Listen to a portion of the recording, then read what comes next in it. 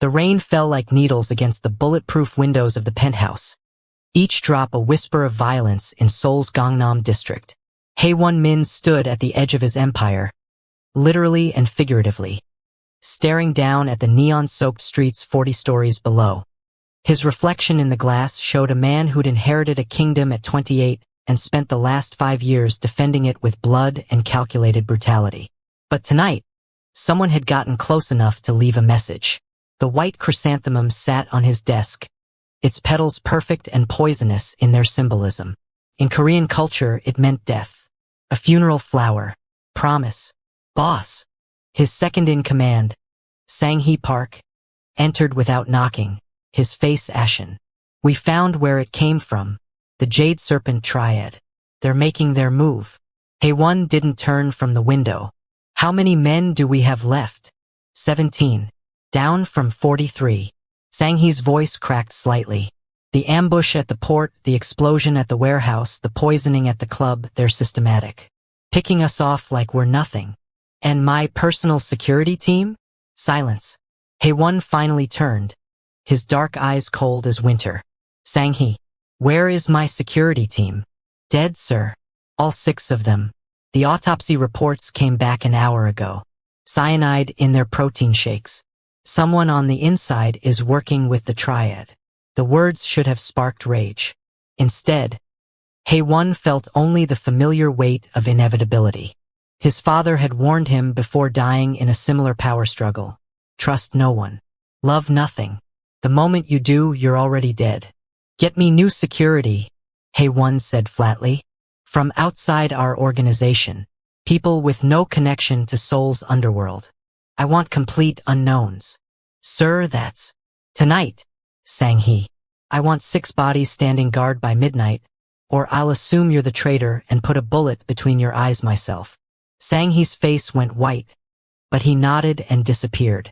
Hae-won returned to the window, touching the glass where rain streaked like tears. Somewhere out there, the Jade Serpent Triad was celebrating their small victories, believing they'd already won. They didn't understand that Hae-won-min hadn't survived this long by being predictable. He'd survived by being ruthless. 3 hours later, Sang-hee returned with a tablet, his expression somewhere between confusion and concern. Boss, I found someone, but there's a complication. Hae-won didn't look up from the financial reports he was reviewing. If you're about to tell me you couldn't find anyone qualified, I suggest you leave the country before I find you. No, sir. I found someone incredibly qualified. Former United States military, specialized in executive protection, fluent in Korean, extensive combat experience, impeccable record. Sang-hee hesitated. But the agency made a mistake in the file processing. What kind of mistake? The applicant's name is Azariah. They assumed it was a man and processed the file accordingly. But, Sang-hee turned the tablet around, showing a profile photo. Hae-won's eyes widened fractionally, the only sign of surprise he ever allowed himself. The woman in the photo was striking in a way that had nothing to do with conventional beauty and everything to do with presence. Dark skin that seemed to absorb light, high cheekbones sharp enough to cut glass, and eyes that looked like they'd seen war and walked away unimpressed. Her hair was cut military short, and even in a still photograph, she radiated the kind of controlled violence that made dangerous men nervous. Azariah Okoye, 32 years old. Dishonorable discharge from the Army, classified reasons. Freelance security for the past 4 years. 0 failures. 0 casualties among clients. Also, 0 tolerance for bullshit, according to her psychological evaluation. You're joking, Hae-won said flatly. Sir, her credentials are beyond exceptional. She speaks Korean fluently. Her mother was a translator in Seoul. She has experience in exactly the kind of situations we're facing. And the agency is offering her at a discounted rate because of their filing error. She's a woman. She's a weapon, Sang-hee corrected quietly. And right now, we need weapons more than we need tradition. Hae-won stared at the photo. In his world, the world of Korean organized crime, women were wives, daughters, assets to be protected or pawns to be traded. They weren't soldiers. They weren't bodyguards. The very idea would be laughable if it weren't so desperate. But desperation, Hae-won had learned, made men do interesting things. When can she start? He heard himself ask. She's downstairs, Sang-hee said. Flew in from Lagos 3 hours ago. She said, and I quote, either your boss needs security tonight or he doesn't. I don't do maybe. Despite everything. The death threats, the traitors, the empire crumbling around him. Hae-won felt his lips twitch into something that might have been a smile. Send her up. As Sang-hee left, Hae-won walked to his desk and picked up the white chrysanthemum. He studied it for a long moment, then crushed it in his fist, letting the petals fall like snow. The Jade Serpent Triad thought they were hunting him. They had no idea they were about to become prey. The elevator chimed, and Azariah Okoye walked into his life like a storm he hadn't seen coming. The first of many miscalculations that would change everything. Azariah Okoye had seen fear before.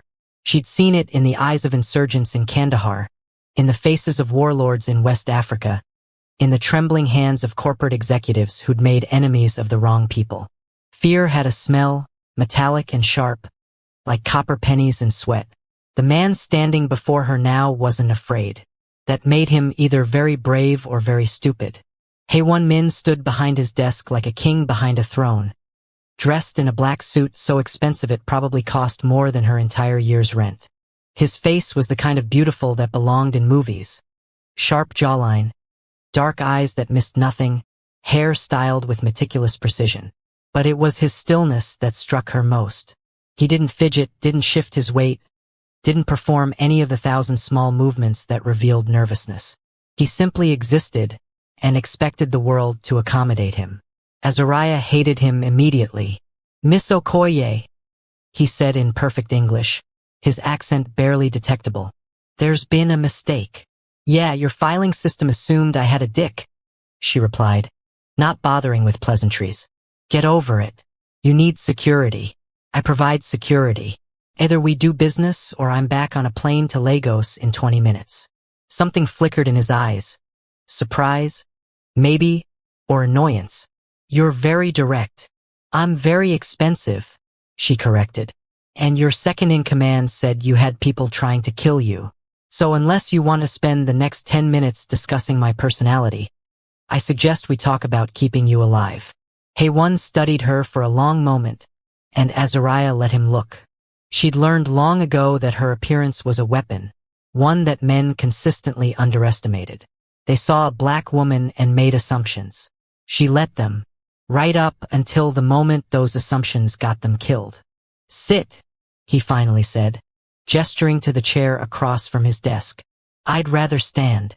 Better angle if someone comes through that door. His eyebrow arched. You think someone's coming through that door? Your windows are bulletproof, but your door isn't reinforced. Your security cameras have blind spots in 3 corners. Your panic room, assuming you have one, is probably behind that bookshelf, which means anyone with half a brain knows exactly where you'll run. She tilted her head. So yeah, I think if someone wanted you dead, that door's their entry point. For the first time, genuine interest crossed Hae-won's face. You assessed all that in the 30 seconds you've been here? 23 seconds, actually. I spent the other 7 deciding whether your cologne is worth its price tag. She paused. It's not. Sang-hee, standing near the window, made a sound that might have been a suppressed laugh. Hae-won's jaw tightened. I don't need someone who insults me. I need someone who can follow orders. Then you need a dog, not a bodyguard. Azariah shot back. I'm not here to kiss your ass, Mr. Min. I'm here to keep you breathing. Those are 2 very different jobs. And if I decide you're not suitable, then you'll be dead within a week. And I'll be in Lagos drinking better alcohol than whatever expensive shit you keep in that cabinet. She nodded toward the bar. Your choice. The silence that followed was sharp enough to draw blood. Azariah watched Hae-won's face, reading the micro-expressions that flickered across it. Anger, calculation, reluctant respect. She'd dealt with powerful men before. They all had the same disease. They believed their authority was universal, that everyone should bow simply because they said so. She'd stopped bowing a long time ago. Tell me about your discharge. Hae-won said suddenly. Dishonorable. Why? Azariah's expression didn't change, but something cold settled in her chest. That's classified. I don't hire people with secrets. Everyone has secrets, Mr. Min. The difference is whether those secrets make you better at your job or worse. She crossed her arms. Mine made me better. That's all you need to know. Not good enough. She considered lying, considered walking out, considered whether this arrogant, beautiful man was worth the truth she'd spent 4 years running from. I killed 3 American soldiers, she said flatly. They were assaulting a civilian, a 14-year-old girl in a village we were supposed to be protecting. I told them to stop. They didn't, so I stopped them. Permanently. The room went silent. The army decided, Azariah continued, her voice steady and cold, that 3 American lives were worth more than 1 Afghan girl's dignity. They called it murder. I called it justice. We agreed to disagree, and I got a dishonorable discharge instead of a firing squad. She met Hae-won's eyes. So if you're looking for someone who follows orders blindly, I'm not your girl. But if you want someone who will actually keep you alive, not just stand around looking intimidating while you die, then we can do business. Hae-won stared at her for what felt like an eternity. Then he did something unexpected. He smiled. Not a polite smile. Not a business smile. A real one, sharp and dangerous and genuine. You're either the most honest person I've ever met, he said softly, or the best liar. Does it matter? Not particularly. He stood, walking around the desk until he was close enough that she could smell that overpriced cologne again. Up close, she realized he was taller than she'd thought. At least 6 feet, putting them nearly eye to eye. But I need to know one thing before I hire you. What's that? If it came down to it, if protecting me meant killing innocent people, would you do it? Azariah didn't hesitate. No. Even if I ordered it? Especially if you ordered it. Something shifted in his expression, respect, maybe, or recognition.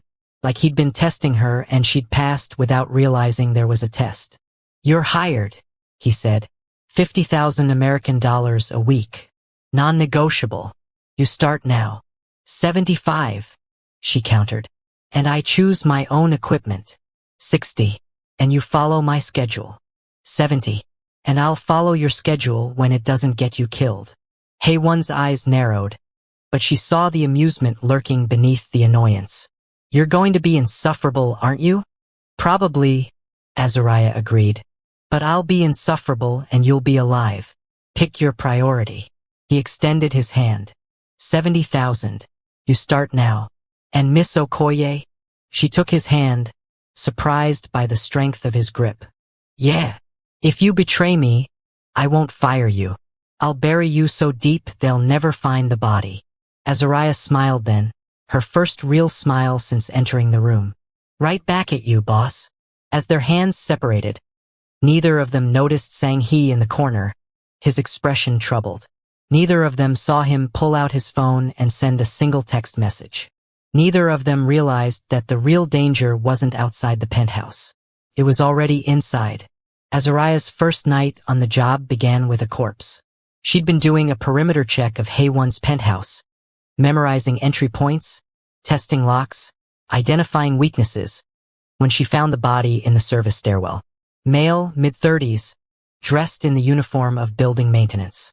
His neck had been snapped with professional efficiency, the angle suggesting someone had come from behind, someone trained. Someone like her. She crouched beside the body, checking for identification. The wallet was missing, but she found something else.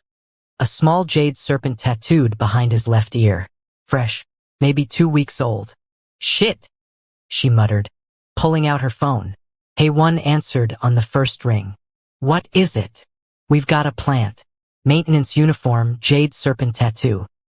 He's been in this building for at least 2 weeks, which means they've had eyes on me this entire time. His voice was cold, controlled. Where's the body? Service stairwell, level 38. Still warm. Whoever killed him did it in the last 20 minutes. I didn't kill him, Hae-won said. And my men are all accounted for. Azariah's blood went cold. Then we've got a second player.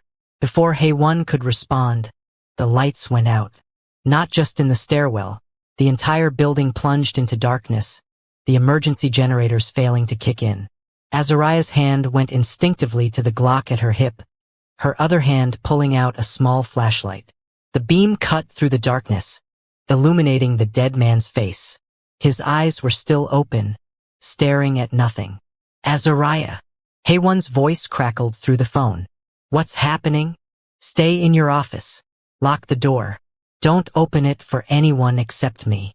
She was already moving, taking the stairs 3 at a time. Someone just cut the power to the entire building. This is a coordinated attack. She heard gunfire before she reached the 40th floor. 3 sharp cracks, then silence. Her heart rate didn't spike. She'd trained for this, lived through this, survived this. But something felt wrong. The attack was too obvious, too loud, too much like a distraction. Azariah burst through the stairwell door onto the 40th floor and immediately dropped into a crouch. 3 bodies lay scattered across the hallway. All of them Hae-won's men. All of them killed with precise headshots. Professional work. Military grade. And at the end of the hallway, standing outside Hae-won's office door, was a woman. She was Korean, maybe late 20s, dressed in black tactical gear that hugged her athletic frame. Her hair was pulled back in a severe ponytail, and she held a suppressed pistol with the casual comfort of someone who'd killed before. Many times before. You must be the new hire, the woman said in Korean, her voice surprisingly pleasant. The black American bodyguard. I heard about you. Azariah rose slowly, her own weapon trained on the woman's center mass. And you are? Ji-woon Kong. I used to work for Mr. Min. She smiled, and it was the kind of smile that belonged on a shark. Until I got a better offer. The Jade Serpent Triad. Very good. You're smarter than you look. Ji-woon's smile widened. They're paying me triple what Min offered. All I have to do is deliver him breathing. What happens after that? She shrugged. Not my problem. Azariah's mind raced. Ji-woon was blocking the only entrance to Hae-won's office. The door was reinforced, she'd checked, but not enough to withstand a sustained assault. And if Ji-woon was here, there were probably more coming. So you killed your own team, Azariah said, buying time. Your brothers, people who trusted you. Loyalty doesn't pay my rent, Ji-woon said. And trust is for children and idiots. She tilted her head. You should understand that, given your history, what the army did to you, that wasn't loyalty, was it?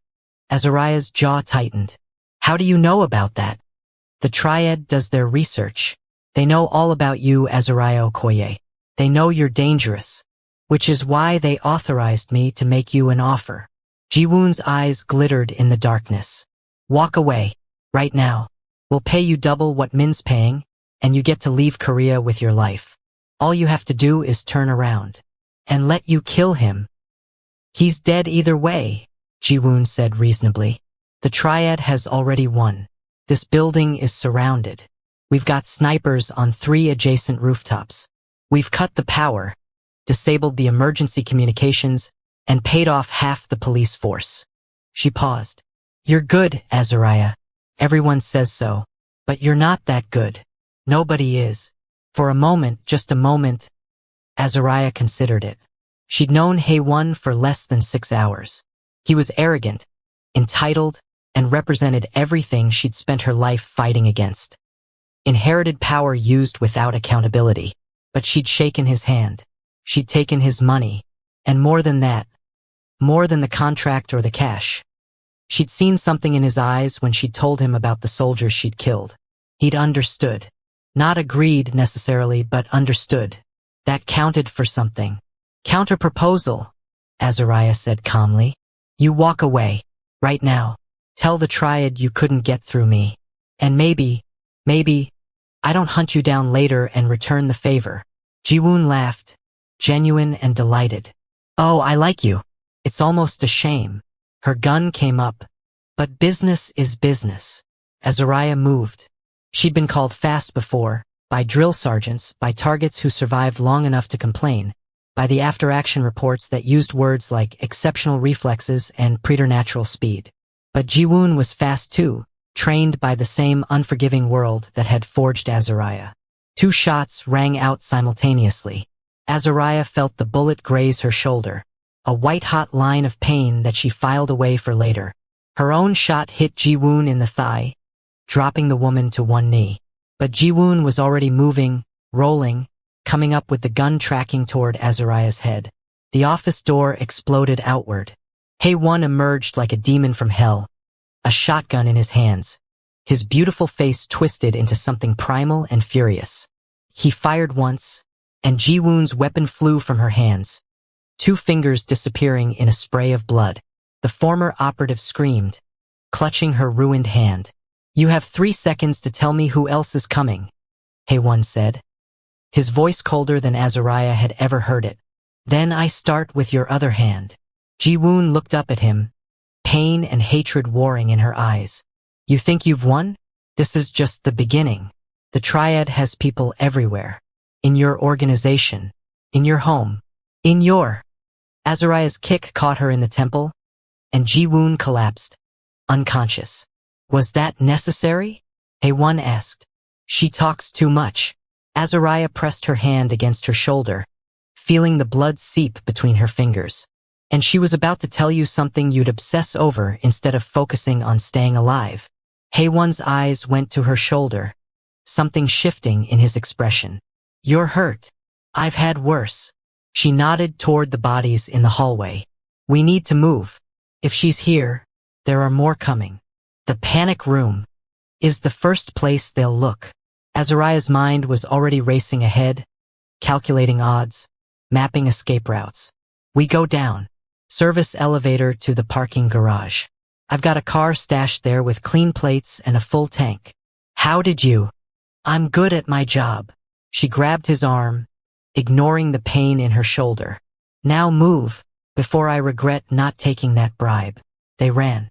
Behind them, Ji-woon's unconscious body lay in the darkness, and on her phone, still clutched in her undamaged hand, a text message glowed. "Phase 1 complete." She took the bait.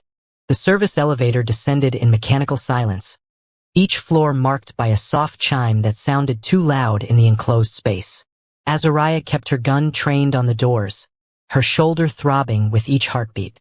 Beside her, Hae-won held the shotgun with the comfort of someone who'd used it before. "You're bleeding on my Prada shoes," he said quietly. "Send me the bill," she replied, not taking her eyes off the elevator display. 37th floor, 36th, 35th. "Why didn't you take the offer?" The question surprised her. "What?" "Ji-woon's offer. Double the money. Your life guaranteed."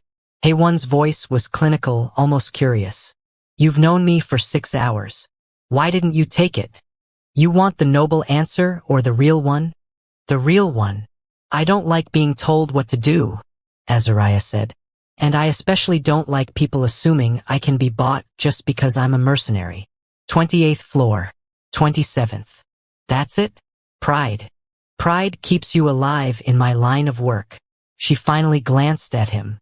"Why did you come out of that office?" "I told you to stay locked inside." Something flickered in his eyes. "I heard gunfire. I thought—" He stopped, his jaw tightening. "You thought what?" "That I'd made a mistake hiring you. That you were part of it." His confession came out rough, almost angry. "And I didn't want to die wondering if I'd been played." 15th floor, 14th. "So you came out to kill me yourself?" "If necessary." His honesty was brutal, refreshing. "But then I saw Ji-woon about to shoot you, and I realized." The elevator lurched to a stop. They were between floors, the display frozen on the number 9. Azariah's instinct screamed danger a half-second before the emergency lights flickered and died, plunging them into absolute darkness. "They've hacked the system," she said, her voice calm despite the adrenaline flooding her veins. "They're trying to trap us. Can you get us out?" "Working on it." She pulled out her phone, using the flashlight to illuminate the elevator panel. "But we've got maybe 2 minutes before they override the emergency brake and drop us 40 floors." That's optimistic. I'm an optimistic person. Her fingers flew across the panel, prying off the cover to expose the wiring beneath. Talk to me. Keep me focused. About what? Anything. Your favorite food. Your childhood. Why you smell like expensive bad decisions. She began rewiring, her hands steady despite the pain in her shoulder. Just talk. Haewon was silent for a moment. Then, my father used to take me to a pojangmaka, a street food tent, every Sunday. Just the two of us. He'd order tteokbokki and soju, and we'd sit on plastic stools like we weren't worth billions of won. Azariah found the right wire, stripped it. That's surprisingly normal. It was the only normal thing in my life. His voice carried a weight she hadn't heard before. Every other day he was Min Taeyong, the man who controlled half of Seoul's underground. But on Sundays, for 1 hour, he was just my father. When did he die? 5 years ago. Rival syndicate poisoned his food during a peace negotiation. The bitterness in his voice could have stripped paint. They sent the white chrysanthemum the same day, just like they did to me. Azariah connected 2 wires, and the elevator shuddered. I'm sorry. Don't be. He knew the risks. We all do. He paused. But he also taught me something important. Trust is the most dangerous weapon in our world. Kills more people than bullets. Is that why you tested me?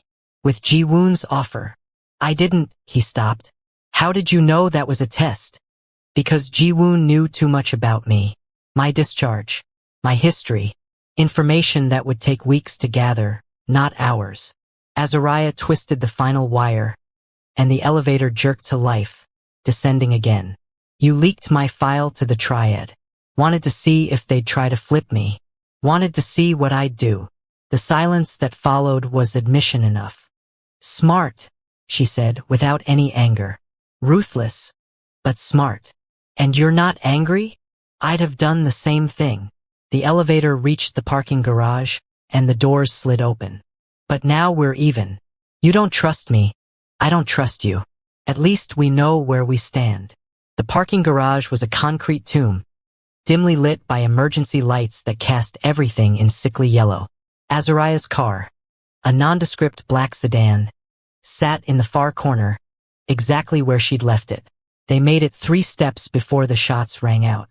Concrete exploded near Azariah's head, and she shoved Haewon behind a pillar, returning fire toward the muzzle flashes. For shooters, maybe 5 positioned on the upper level. Professional spacing. Military tactics. We're not making it to the car, Haewon said, his back pressed against the pillar.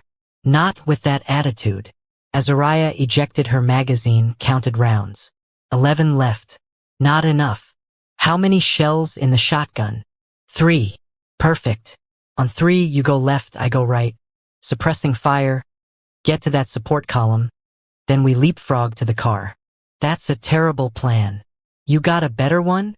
More shots punched into their cover, showering them with concrete dust. Not particularly, Haewon admitted. 1.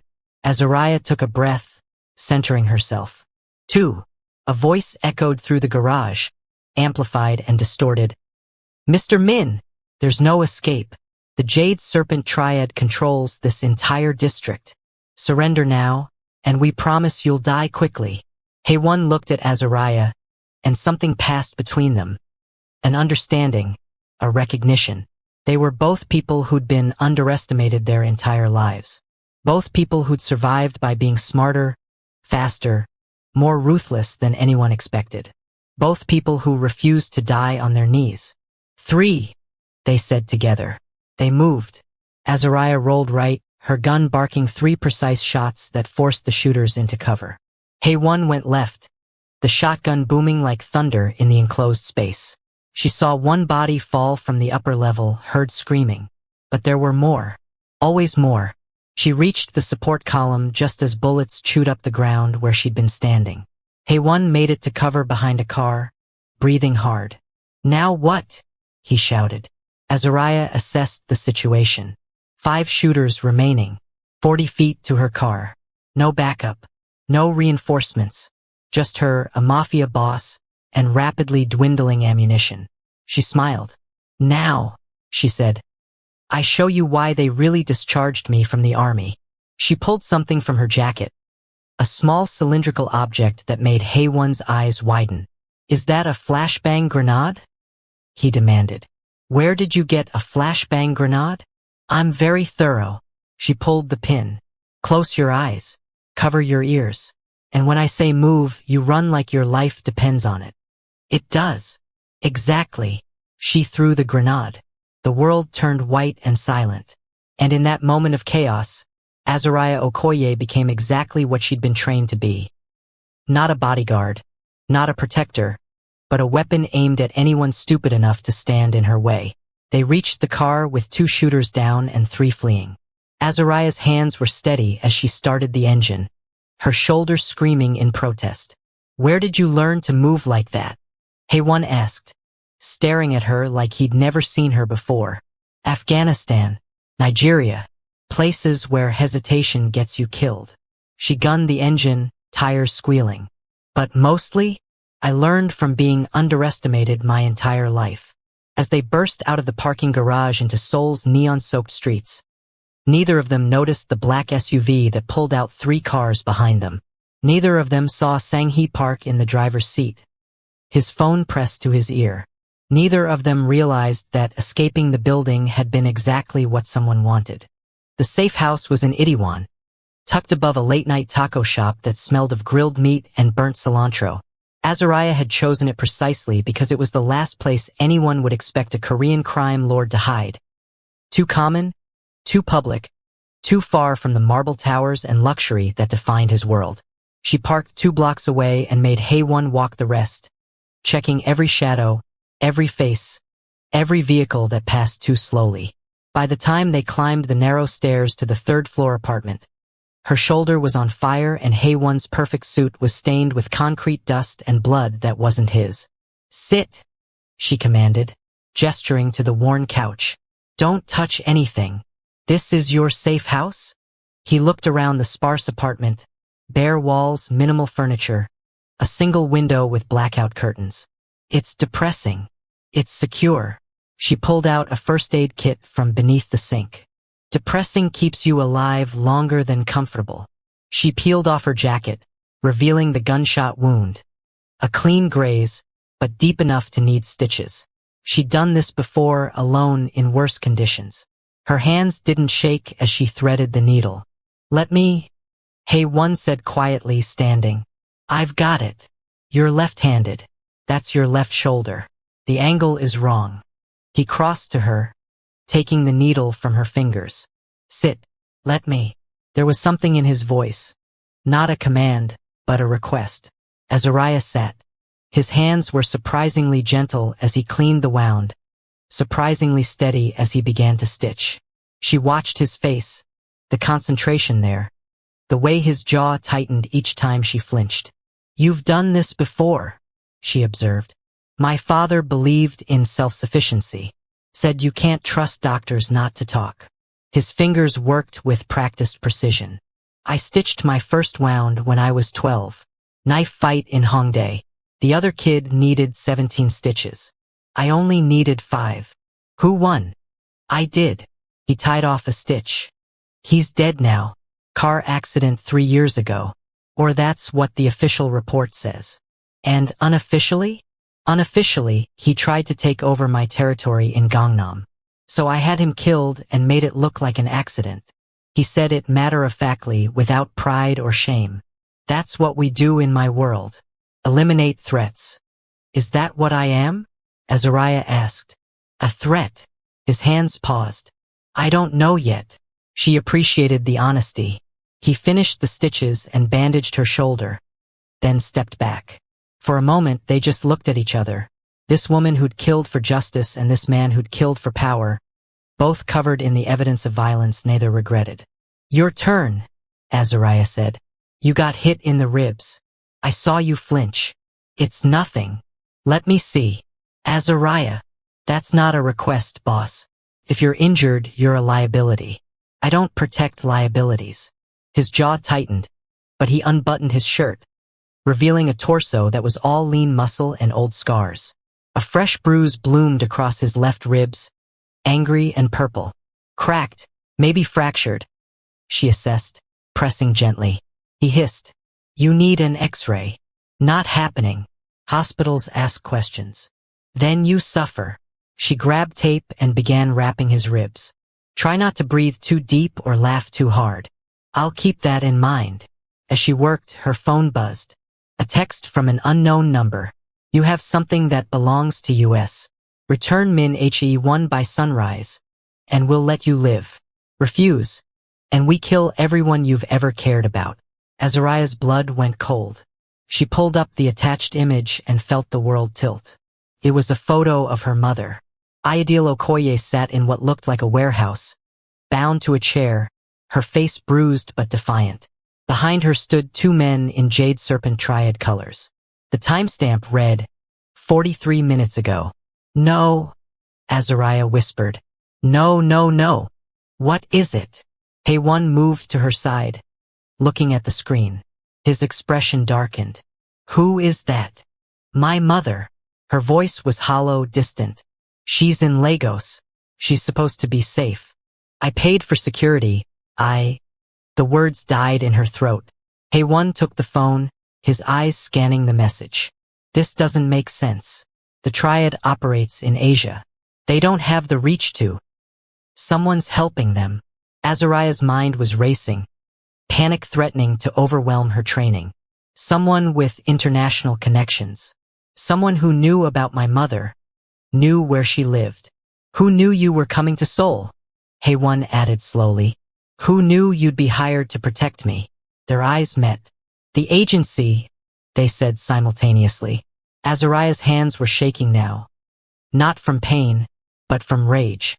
"The security agency that placed me with you. They have access to all my personal information.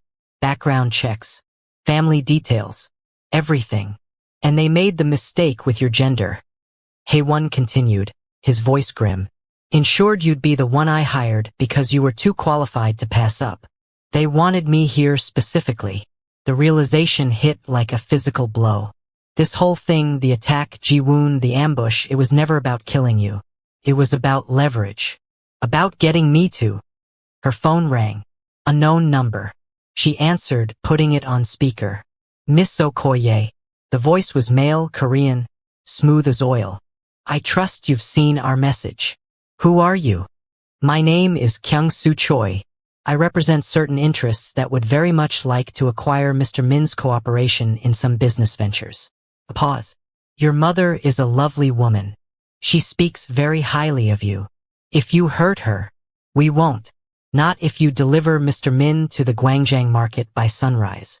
Alone, unarmed, cooperative." Another pause. "Do this and your mother gets on a plane back to Lagos. Refuse, and we send her back to you in pieces." Azariah looked at He1. His face was unreadable. "I need time to think," she said. "You have until sunrise. 4 hours and 17 minutes. Kyung-Soo's voice carried a smile. "Choose wisely, Miss Okoye. Some things are worth more than money." The line went dead. The silence in the apartment was suffocating. Azariah stood frozen, her mind fragmenting into 1,000 pieces. Loyalty versus love, duty versus family. The woman who never broke her word versus the daughter who would die before letting her mother suffer. "You should do it," He1 said quietly. She looked at him, startled. "She's your mother," he continued. "I'm just a contract. Paycheck. You've known me for less than 12 hours. He met her eyes. "Turn me over. Save her. I would do the same." "You would." Without hesitation. His honesty was brutal. "Family is everything. It's the only thing that matters in the end." Azariah studied his face. This man who'd inherited an empire built on blood. Who'd killed without mercy but stitched her wounds with gentle hands. This man who'd tested her loyalty then told her to betray him. "No," she said. "Azariah. They'll kill her anyway." Her voice was steady now, the panic burned away by cold certainty. "The moment I deliver you, they'll kill both of you. That's how these things work. You know it. I know it. You don't know that. Yes, I do. She grabbed her jacket, ignoring the pain in her shoulder. Because I've been on the other side of this equation. I've been the one holding the hostage, making the promise, lying through my teeth. She checked her gun, reloaded. The only way my mother survives is if we end this. Tonight. All of it. Hey-One stared at her. You're insane. Probably. She pulled on her jacket. But I'm also very good at my job. And right now, my job is keeping you alive while I figure out how to save my mother and burn the Jade Serpent Triad to the ground. That's impossible. So was surviving Afghanistan. So was killing 3 soldiers and walking away. So was turning down Ji-Woon's bribe. She smiled, sharp and dangerous. Impossible is just another word for hasn't been done yet. What do you need from me? Everything you know about the Triad. Every connection, every weakness. Every debt they owe and every secret they're hiding. She met his eyes. And then you're going to help me do something incredibly stupid. Which is, we're going to walk into Gwangjang Market at sunrise. Exactly like they want. Her smile widened. But we're not going to be alone. And we're definitely not going to be unarmed. Hey-One looked at her for a long moment. Then he laughed. A real laugh, surprised and genuine and slightly unhinged.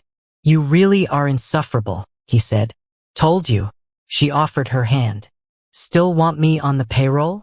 He took her hand, and this time when they shook, it felt different.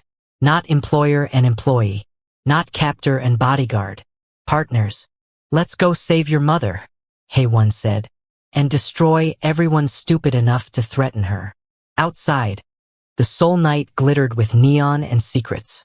And somewhere in that city, the Jade Serpent Triad was about to learn what happened when you underestimated the wrong woman. The plan fell apart before sunrise. Hey-One had made 3 calls, to his most trusted lieutenants, the ones who'd served his father, the ones who'd bled for the Min family legacy. They were supposed to meet at a secondary location in Dongdaemun, armed and ready to wage war against the Jade Serpent Triad. None of them showed up. Instead, at 4:47 a.m., Azariah's phone buzzed with a video message. She shouldn't have opened it. Should have known it would be something designed to break her. But her thumb moved before her brain could stop it.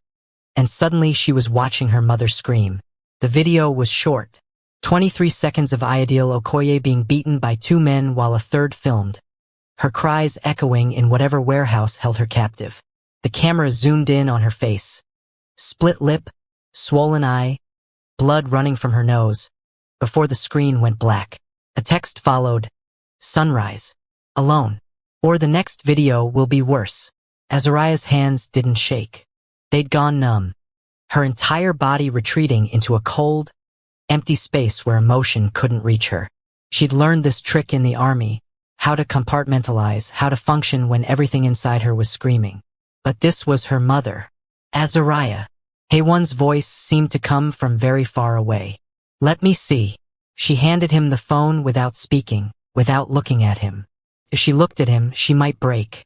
And breaking now meant her mother died. Hey-One watched the video, his face darkening with each second. When it ended, he set the phone down carefully, like it might explode. My men aren't coming, he said quietly. The Triad got to them. Threatened their families, probably. Or paid them off. It doesn't matter. He ran a hand through his hair, the first sign of real frustration she'd seen. We're alone. We were always alone, Azariah said. Her voice sounded wrong.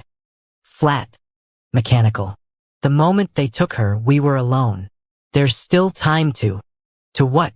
Surrender. She finally looked at him, and whatever he saw in her eyes made him step back. They're hurting her, Hey-One. Every minute I don't deliver you, they're hurting her.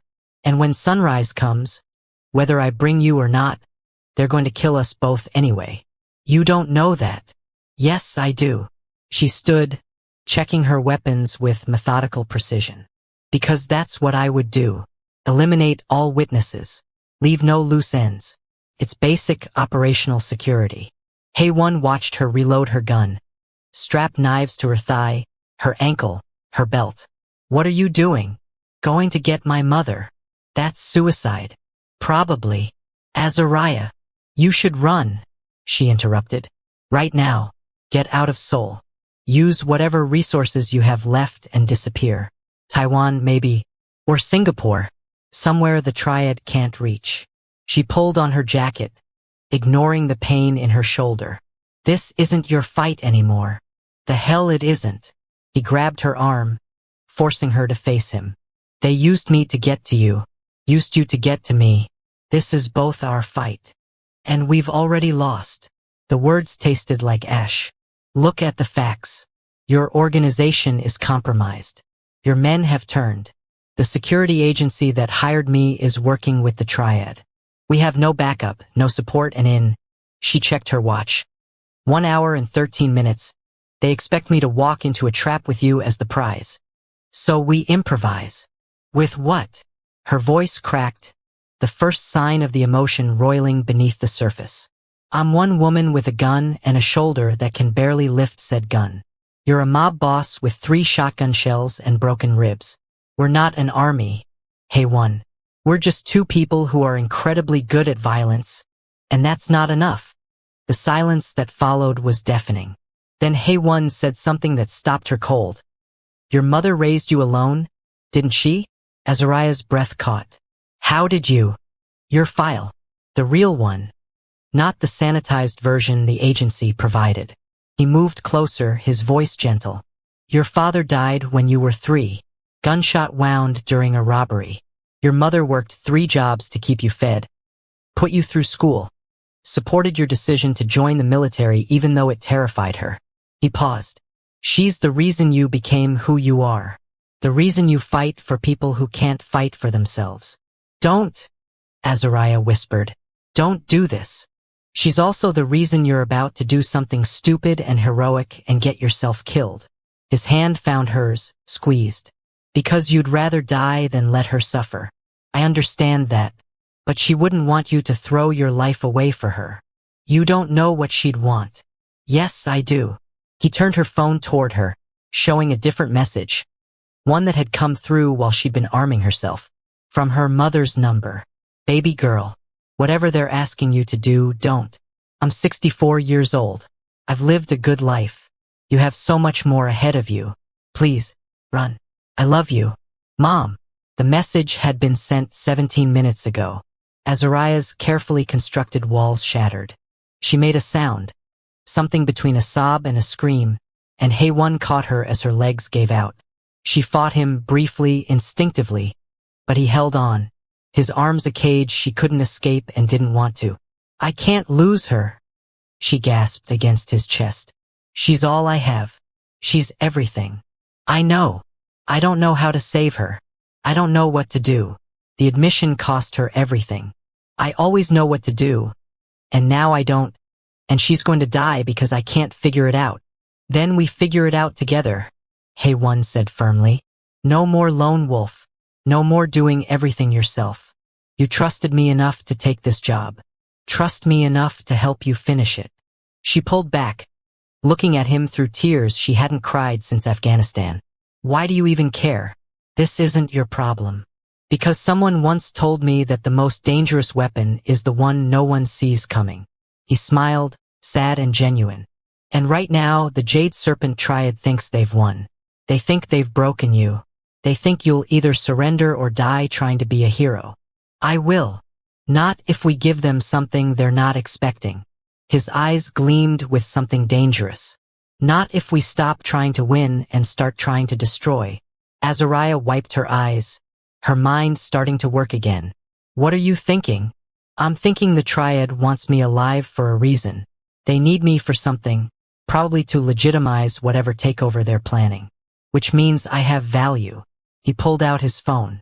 And I'm thinking there's one person in Seoul who hates the Jade Serpent Triad more than we do. Who? My aunt, Min Tae-hee. He dialed. She runs the Busan territory. She and my father's relationship was complicated. But she's vicious. She's connected. And she's been looking for an excuse to expand into Seoul for years. She'll want something in return. Everything has a price. The call connected. But keeping you and your mother alive? That's a price I'm willing to pay. As Haewon spoke in rapid Korean to his aunt, negotiating terms that would probably reshape Seoul's criminal landscape, Azariah felt something shift inside her. She'd spent her entire life believing she had to do everything alone, that trusting people made you weak, that love was a liability that got you killed. But watching this man, this arrogant, entitled crime lord, risk his empire to save a woman he barely knew and her mother he'd never met, maybe trust wasn't weakness after all. Maybe it was the only thing strong enough to survive. Haewon ended the call. She's sending 40 soldiers, military-grade weapons, 2 helicopters. She'll be here in 90 minutes. What did you promise her? Half of Seoul. He said it without flinching. And marriage to her daughter. Azariah's stomach dropped. What? Political alliance. Merger of families. Very traditional. He met her eyes, and something passed between them. Regret, maybe, or recognition of a door closing before it had fully opened. It's how our world works. She should have been relieved. Should have been glad that their relationship remained strictly professional, that the strange pull she'd felt toward him in the past 12 hours could be categorized and dismissed. Instead, she felt something crack inside her chest. Right? She said. Of course. Business. Azariah. We should prepare.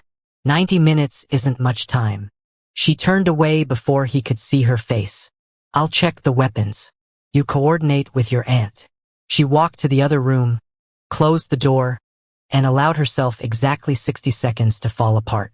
Then she pulled herself together, loaded her gun, and prepared to walk into hell. Because her mother needed her. And nothing. Not feelings, not attraction. Not the devastating ache in her chest when she thought about Haewon marrying someone else. Mattered more than that. The helicopters arrived at dawn, their rotors slicing through Seoul's smog-thick sky like knives through silk. Azariah watched from the rooftop as they descended onto the abandoned factory Haewon's aunt had designated as the meeting point. Far enough from the Triad's territory to be neutral ground. Close enough to Gwangjang Market to strike fast. Min Tae-hee emerged from the first helicopter like a queen surveying conquered land. She was 63 years old, dressed in a white suit that probably cost more than Azariah's entire year's salary. Her silver hair cut in a severe bob that framed a face both beautiful and terrifying. Everything about her screamed power, from the way her soldiers snapped to attention when she passed, to the casual grace with which she carried the gun holstered at her hip. Nephew, she said in Korean, her voice carrying across the rooftop. You look terrible. Aunt Tae-hee. Haewon bowed respectfully, wincing at the movement. His ribs were getting worse. Thank you for coming. Don't thank me yet. You've promised me half of Seoul and a daughter-in-law. Her eyes cut to Azariah. And this must be the American who's caused all this trouble. Azariah stepped forward, meeting the older woman's gaze without flinching. Ma'am. Tae-hee circled her slowly, assessing. They said you were impressive. They didn't mention you were bleeding. Her finger pointed to the fresh blood seeping through Azariah's bandage. You're injured. That makes you a liability. I'm functional, Azariah replied in flawless Korean, watching Tae-hee's eyebrow raise slightly. And I don't plan on dying before I get my mother back. Plans change. Tae-hee stopped in front of her. Especially in our world. Your mother is most likely already dead. The Jade Serpent Triad doesn't leave witnesses. The words hit like a physical blow, but Azariah kept her face neutral. Then I'll settle for revenge. Something shifted in Tae-hee's expression, not quite approval but close. You have your mother's eyes. Fierce. Uncompromising. She paused. I knew Ayodele Okoye years ago. She translated for me during a business trip to Lagos.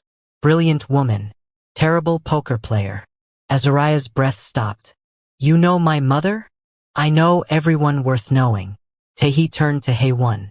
Which is why I'm not here just to help you, nephew. I'm here because Ayodele once saved my life when a deal went wrong in Nigeria. She talked down 3 armed men using nothing but her wits and impeccable Yoruba. She smiled, sharp and cold. I pay my debts. The rooftop went silent except for the sound of helicopter blades winding down. Haewon looked between them, You never mentioned. You never asked. Tae-hee interrupted. Now stop wasting time. We have... She checked her watch. 43 minutes until sunrise. Tell me everything about the Triad's operation. As Hae-won briefed his aunt, pulling up maps and schematics on a tablet one of her soldiers provided. Azariah felt hope flicker in her chest. Small, fragile, but real. Her mother might still be alive. Miss Okoye, a young woman approached, early 20s, beautiful in that carefully constructed K-pop way, dressed in designer combat gear that probably cost more than military-grade equipment. I'm Min Hannah, Tae-hee's daughter, the woman Hae-won was supposed to marry. Azariah studied her, looking for jealousy or resentment or any of the emotions that should have been there. Instead, she just felt tired. Nice to meet you, Azariah said flatly. Is it? Hannah's smile was knowing. You look at my future husband the way I look at chocolate cake I'm not allowed to eat. Azariah's jaw tightened. I don't know what you're. Please. I have eyes. Hannah leaned against the rooftop railing. And for what it's worth, he looks at you the same way. Like you're something dangerous and irresistible and completely inconvenient. He barely knows me. Sometimes that's all it takes. Hannah's expression softened. For what it's worth, I don't want this marriage either. I'm in love with my mother's accountant. A woman named Gia. Very smart. Terrible at self-defense. Completely unsuitable for our world. Azariah blinked. Then why? Because this is the life we were born into. Duty before happiness. Power before love. Legacy before everything. Hannah's voice carried a bitterness that felt familiar. My mother will get soul. Your employer will get the army he needs to survive. And I'll get a husband who wishes I was someone else. She paused. That's just how it works. That's bullshit, Azariah said. Hannah laughed, surprised and genuine. Yes, it absolutely is. But it's our bullshit. She pushed off the railing. Come on. Mother's about to explain the plan. You'll want to hear this. They joined the cluster of soldiers around Tae-hee, who had a holographic map projected from the tablet, showing Gwangjang Market in 3 dimensions. The Triad is expecting you to arrive alone, desperate, and broken, Tae-hee said, pointing to the market center. They'll have snipers here, here, and here. Ground forces stationed in a perimeter. Your mother will be held in the central warehouse. Visible but unreachable. Classic hostage setup, Azariah observed. They want me to see her, to make the wrong choice. Exactly. But they're not expecting 40 soldiers, 2 helicopters, and someone who actually knows their operation inside and out. Tae-hee gestured, and a man stepped forward from the shadows. Sang-hee Park. Azariah's gun was out and aimed at his head before anyone could blink. You traitorous son of a... Wait! Hae-won stepped between them, his hand raised. He's not a traitor. He's been undercover. Undercover? Azariah didn't lower her weapon. He texted someone after I was hired. I saw him. He texted me, Tae-hee said calmly. I asked him to keep tabs on my nephew after my brother died. Make sure he didn't get himself killed through arrogance or stupidity. When the Triad made their move, he fed them false information while gathering intelligence for us. Sang-hee met Azariah's eyes. I know how it looks, and I know you have no reason to trust me, but I've been working with Tae-hee for 5 years. Everything I did, every betrayal you witnessed, was to keep Hae-won alive long enough for help to arrive. Then why didn't you tell me? Hae-won's voice was tight with barely controlled anger. Because you're terrible at lying, nephew, Tae-hee answered for him. Your face shows everything you're thinking. If you'd known Sang-hee was mine, the Triad would have seen it, would have killed him, would have adjusted their plans. She looked at Azariah. Lower the gun, Miss Okoye. He's on our side. Azariah's finger stayed on the trigger for 3 more seconds. Then she lowered it, slowly. If you're lying, she said to Sang-hee, I'll kill you so thoroughly they'll need dental records to identify what's left. Fair enough, he replied. Tae-hee continued as if the interruption hadn't happened. Sang-hee has been feeding the Triad information about Hae-won's movements. They think they know everything. But what they don't know is that we've been tracking their communications. We know where your mother is being held. We know how many guards. And we know their weakness. Which is? Azariah asked. Arrogance. Taehee's smile was predatory. They think they've already won. Think you'll walk in broken and desperate. They're not prepared for a full military assault. They'll kill her the moment they see us coming, Azariah protested. Not if they don't see us coming. Taehee zoomed in on the map. There's a service tunnel that runs beneath the market. Maintenance access from the old subway system. It emerges directly under the warehouse where they're holding Iadil. Sang-hee stepped forward. I can guide you through. Get you inside before they realize what's happening. And what about the sunrise deadline? Haewon asked. They're expecting Azariah to show up with me. So she will. Taehee looked at Azariah. You'll approach from the front. Make it look like you're surrendering. Draw their attention, their snipers, their resources. Keep them focused on you. While you come from below, Azariah finished, understanding dawning. Classic misdirection. Exactly. But it requires you to walk into a kill zone. Alone. With every triad soldier thinking you're there to hand over Seoul's most valuable asset. Taehee paused. Can you do that? Can you stand in front of men who want you dead and convince them you've given up? Azariah thought about her mother. About the video. About 23 seconds of suffering that would haunt her forever. Yes, she said. I can do that. Good. Taehee turned to her soldiers. Strike teams Alpha through Delta, you're with me in the tunnels. Echo through Hotel, you provide overwatch and extraction. November team, you're our emergency response if this goes sideways. She looked at Haewon. You stay here. Absolutely not, he said immediately. You have broken ribs and you're more valuable alive than dead. You stay. She's doing this for me. Haewon interrupted, his voice hard as steel. Walking into danger because I brought it to her door. I'm not hiding on a rooftop while she risks her life. Nephew, I'm going, Aunt. Either with your blessing or without it. Choose. Taehee stared at him for a long moment.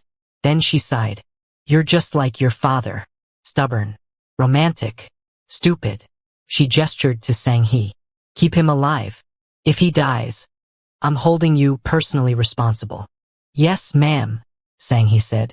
As the soldiers began final preparations, Haewon approached Azariah. They stood apart from the others, the rising sun painting Seoul in shades of gold and blood. You don't have to do this, he said quietly. Yes, I do. There are other ways. We could negotiate. Offer them money, territory. They'll kill her anyway. Azariah met his eyes. This is the only way. Then let me be the distraction. Let me. No. Her hand found his squeezed. This is my fight. My mother. My choice. He looked at their joined hands, then back at her face. When this is over, don't, she interrupted. Don't make promises about after. There might not be an after for me. There will be. His voice was fierce, certain. And when there is, we're gonna talk about what happens next. About soul and duty and all the bullshit rules that say we can't. She kissed him. It was brief, desperate, tasting of blood and hope and everything they couldn't say. When she pulled back, his eyes were wide. For luck, she whispered. Then she turned and walked toward the helicopter that would take her to Gwangjang Market, toward her mother, toward the Jade Serpent Triad, toward whatever ending waited in the sunrise. Gwangjang Market at sunrise was a study in contrasts. Empty vendor stalls waiting for the day's commerce, neon signs flickering their last breaths before dawn, and the smell of yesterday's street food mixing with the metallic scent of fear. Azariah walked through it alone. She'd left her weapons in the helicopter, all except the small knife tucked against her spine, hidden beneath her jacket. Her hands were raised, visible, non-threatening. Every step felt like walking through water, her body screaming at her to run, to fight, to do anything except surrender. But her mother's face kept her moving forward. Miss Okoye. The voice echoed through the market's public address system, smooth and familiar. Kyung-soo Choi. Right on time. I appreciate punctuality. Where's my mother? Azariah called out. Spotlights blazed to life, illuminating the central warehouse. Through its open doors, she could see her mother, Ayodele Okoye, bound to a chair, her face bruised but her eyes fierce and defiant. Still alive. Still fighting. As you can see, she's quite well. All things considered. Kyung-soo stepped into view, a man in his 50s wearing an expensive suit and the kind of smile that belonged on a shark. Now, where is Min Hae-won? He's coming, Azariah lied. But I need to see her first. Need to know she's really alive. Do you think I'm stupid? Kyung-soo's smile didn't waver. You get nothing until I get Min. Those are the terms. Then we're at an impasse. Azariah stopped walking, 30 feet from the warehouse. Close enough to see her mother's chest rise and fall. Close enough to count the bruises. Because I'm not bringing him anywhere until I verify she's unharmed. She's alive. You can see that. I can see she's breathing. That's not the same thing. Azariah's voice was steady, cold. The voice she'd used in negotiations with warlords and terrorists. Let me talk to her. 30 seconds. Then I'll tell you where Hae-won is. Kyung-soo considered this. Then he gestured to one of his men, who removed the gag from Ayodele's mouth. Baby girl, her mother said immediately, her voice hoarse but strong. Don't you dare. Mom. Azariah's voice cracked. Are you hurt? Did they? I'm fine. Bruised. But fine. Ayodele's eyes were fierce despite the tears streaming down her face. But you need to listen to me. This is a trap. They have. The guard replaced the gag, cutting off her words. But Azariah had heard enough. Had seen the warning in her mother's eyes, the way her gaze had flicked upward, then to the left. Snipers. Multiple positions. Exactly where Tae-hee had predicted. Satisfied? Kyung-soo asked. Almost. Azariah pulled out her phone. I'm going to make a call. Tell Hae-won it's safe to come out. Any objections? Make it quick. She dialed, and Hae-won answered immediately. But she didn't speak to him.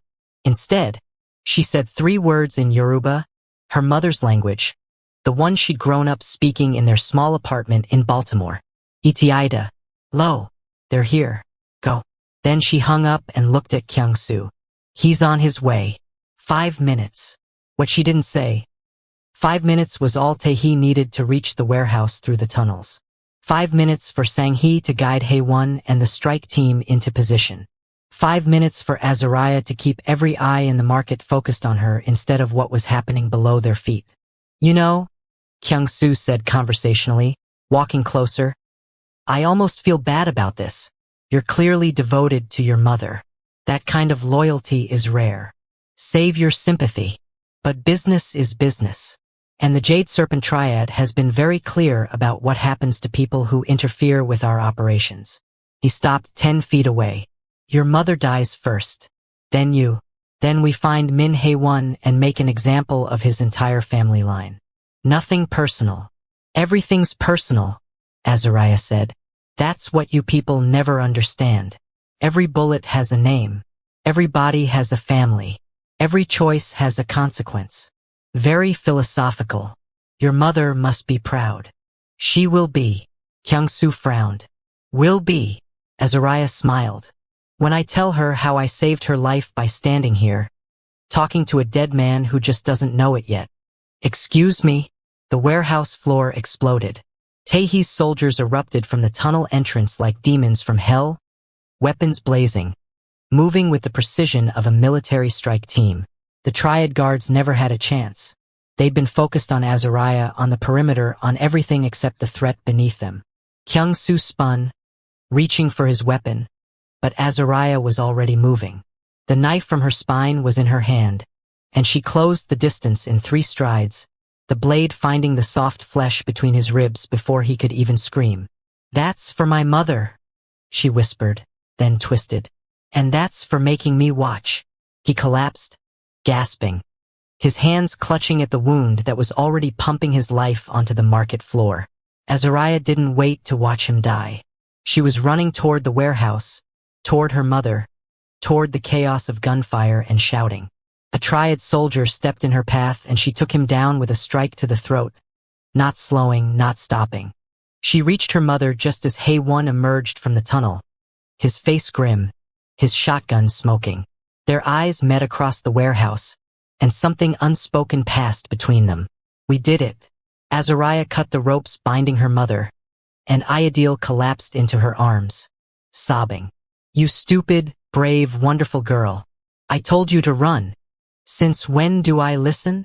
Azariah held her tighter than she'd held anything in her life. "You're safe now. I've got you." Around them, the battle was ending.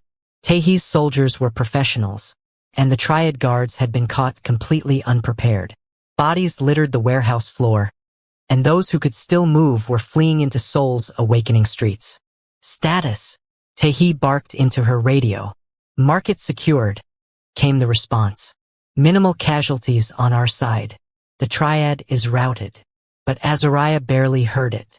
She was focused on her mother's face, on the familiar warmth of her embrace, on the miracle of her still breathing. "Is it over?" Ideal whispered. "Not quite," Azariah said, looking up as movement caught her eye. Sang-hee was approaching, supporting someone, Ji-woon Kong, the woman from the penthouse.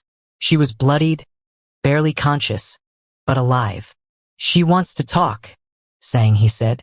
"Says she has information about who really hired the Triad." Azariah lowered her mother into a chair and approached Ji-woon. "Start talking." Ji-woon's laugh was wet, pained. "You think the Triad planned this? They're not that smart. They were hired, paid millions to take out Min Hae-won and frame it as a territorial dispute." "By who?" Hae-won demanded, moving to Azariah's side. Ji-woon's eyes focused on him, and she smiled through bloody teeth. "By your father's old partner, Min Jae-sung. Your uncle." The warehouse went silent. "That's impossible," Hae-won said. "Jae-sung is dead. He died in a car accident 2 years ago." "He faked it," Ji-woon interrupted. "Went underground. Spent 2 years building alliances, gathering resources, planning to take back what he believed was stolen from him when your father inherited instead of him." She coughed, blood flecking her lips.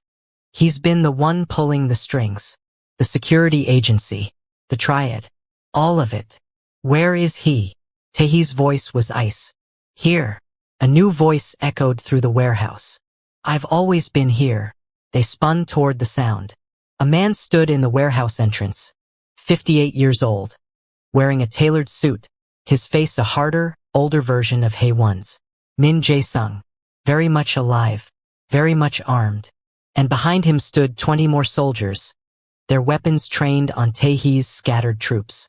"Hello, nephew," Jae-sung said, his smile cold as winter. "Did you really think it would be this easy?" Azariah's hand went to her gun, the one she'd retrieved from a fallen Triad soldier. But Jae-sung's men were faster, their weapons trained on her before she could draw. "I wouldn't," Jae-sung advised. "You've been very impressive, Miss Okoye, truly. But this was never about the Triad. They were just a distraction, a way to draw out everyone loyal to my nephew, to identify the threats, to eliminate them all at once." "You're insane," Hae-won said. "I'm practical." Jae-sung walked closer, casual, confident. "Your father stole my birthright. Now I'm taking it back, along with Seoul, Busan, and everything the Min family has built." He looked at Taehee. "Including you, sister. I believe you have something that belongs to me, half of Seoul, gifted by my nephew in exchange for your help." "You'll have to kill me first," Taehee said flatly. "If necessary." Jae-sung's gun came up, aimed at Hae-won's head. "But first, I think I'll start with." Ideal Okoye threw her chair. It was ungraceful, desperate, and completely unexpected. The chair hit Jae-sung's arm, spoiling his aim, and the shot went wide. And in that split second of chaos, Azariah moved. She'd spent her entire life training for moments like this, when everything hung on a single decision, when hesitation meant death. Her gun came up and she fired 3 times, each shot precisely placed. Jae-sung's weapon clattered to the ground as his hand exploded in blood. Then the warehouse became a war zone. The gunfight lasted 47 seconds. Azariah would remember that detail later, when the adrenaline faded and the reality of what they'd survived settled into her bones. 47 seconds of chaos where training, instinct, and desperation collided in a symphony of violence that left the warehouse floor littered with bodies and spent brass. Taehee's soldiers were professionals. Jae-sung's men were loyal but unprepared for the ferocity of a matriarch defending her family. The outcome was inevitable. When the smoke cleared, Jae-sung knelt in a spreading pool of his own blood. His ruined hand clutched to his chest. His face twisted in fury and pain. Around him, his soldiers lay dead or dying. Only he remained, surrounded by weapons trained on his head. "It's over, uncle," Hae-won said quietly, standing over him. The shotgun in his hands was steady despite his broken ribs. "You lost." Jae-sung laughed. A wet, broken sound. "I lost? Look around you, nephew. Seoul will tear itself apart over what happened here today. The families will go to war. Everything your father built will burn." "No," Taehee interrupted, stepping forward. "It won't, because I'm taking over Seoul, with Hae-won as my partner, not my subordinate." She looked at her nephew. "The marriage is off. Hannah doesn't want it, and honestly, neither do you. We'll find another way to legitimize the alliance." Hae-won's eyes widened. "Aunt, don't argue. I'm too old and too tired to watch young people destroy themselves for duty." She turned to Azariah. "Besides, I think you found something more valuable than a political marriage." Azariah felt heat rise in her cheeks but said nothing. "What about him?" Sang-hee asked, gesturing to Jae-sung. "He tried to destroy our family," Tae-hee said coldly. "There's only one punishment for that." She raised her gun. "Wait." Hae-won's voice stopped her. "Don't. Not like this." "He deserves to die," Tae-hee said. "Yes, but not by execution. Not murdered in a warehouse like a dog." Hae-won looked at his uncle and his expression was complex. Anger, yes, but also something that looked like pity. "My father always said the cruelest punishment wasn't death. It was watching everything you wanted slip through your fingers while you lived." He turned to Sang-hee. "Call the authorities. The real ones, not the ones on the triad payroll. Give them everything, the money trails, the recordings, the evidence of what he's done. Let him rot in prison, forgotten, while Seoul moves on without him." Jae-sung's face went pale. "You wouldn't." "I would. I am." Hae-won lowered his weapon. "You wanted to take everything from me. Instead, I'm taking everything from you. Your freedom, your legacy, your name, and you'll live long enough to watch the Min family thrive without you." "That's almost poetic," Azariah murmured. "I have my moments." Hae-won looked at her, and his smile was exhausted but genuine. "How's your mother?" Azariah turned to where Ayadil sat, being tended to by one of Taehee's medics. Her mother caught her eye and waved, her smile bright despite the bruises. "She's tough," Azariah said, her throat tight with emotion. "Tougher than I gave her credit for. She threw a chair at a man with a gun," Hae-won observed. "I'd say that's beyond tough. That's heroic." "She learned from the best," Ayadil called out, her voice carrying across the warehouse. "My daughter doesn't raise cowards." Everyone laughed. The kind of laughter that comes after surviving something impossible, when relief and disbelief and joy mix into something almost manic. Sirens wailed in the distance. Seoul's morning had arrived, and with it, the consequences of the night's violence. But for now, in this moment, they were alive. Together, victorious. 3 weeks later, the rooftop garden was Azariah's favorite part of Hae-won's penthouse. The part she'd insisted he renovate after accepting his offer to stay on as permanent head of security. It was quiet here, 40 stories above Seoul's chaos, with plants and trees creating pockets of green among the concrete and steel. She sat on a bench, her shoulder fully healed, watching the sun set over the city. "You're brooding again," Hae-won said, joining her with 2 cups of coffee. "You promised you'd stop brooding." "I'm not brooding. I'm contemplating." "Same thing." He handed her a cup, and she noticed he'd made it exactly how she liked it, cream, no sugar. He'd memorized that detail somewhere between the warehouse shootout and her mother's tearful departure back to Lagos. Ideal had stayed 2 weeks, just long enough to meet everyone, approve of Azariah's life choices, and extract promises that her daughter would visit more often. The airport goodbye had been tearful but hopeful, filled with the kind of love that could survive anything. Your mother called, Hayone said. Wants to know when we're coming to Lagos. We. Azariah raised an eyebrow. She specifically said, bring that handsome Korean boy who saved your life. Her words, not mine. You didn't save my life.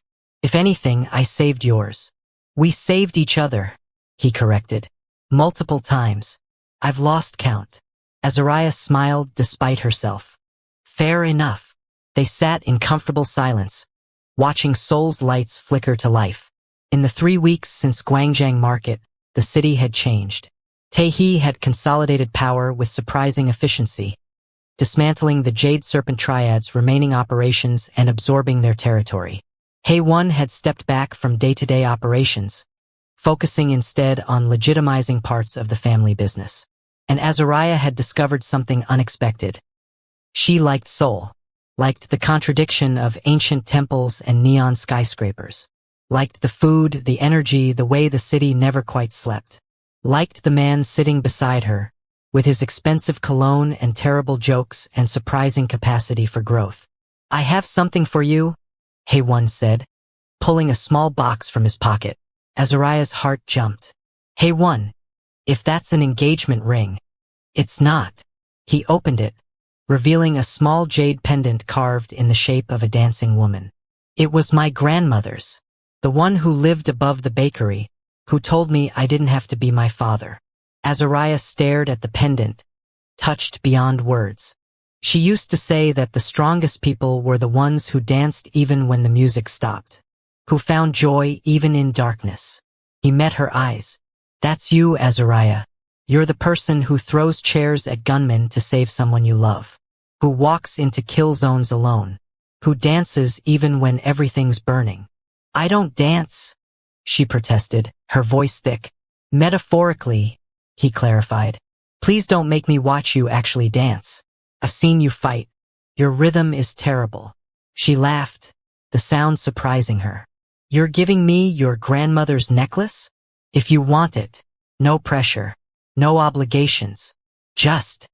He hesitated, vulnerable in a way she'd rarely seen. Just a reminder that you have a place here. With me. If you want it. Azariah took the pendant, feeling its weight in her palm. It was delicate, beautiful, and probably worth more than her first car. But its value wasn't in jade or craftsmanship. It was in what it represented, belonging. Help me put it on? She asked. His fingers were gentle as he clasped it around her neck, the jade settling just above her heart. When she turned back to face him, his eyes were soft, unguarded. I love you, he said simply. I know it's fast. I know it's complicated. I know we've known each other less than a month and most of that time was spent being shot at. But I love you, Azariah Okoye. And I wanted you to know. She should have been scared. Should have run like she always did when things got too real, too close.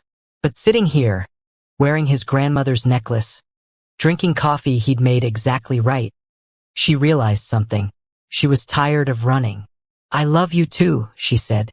Even though you're arrogant and overdressed and your taste in cologne is questionable. It's Tom Ford, he protested. Still overpriced.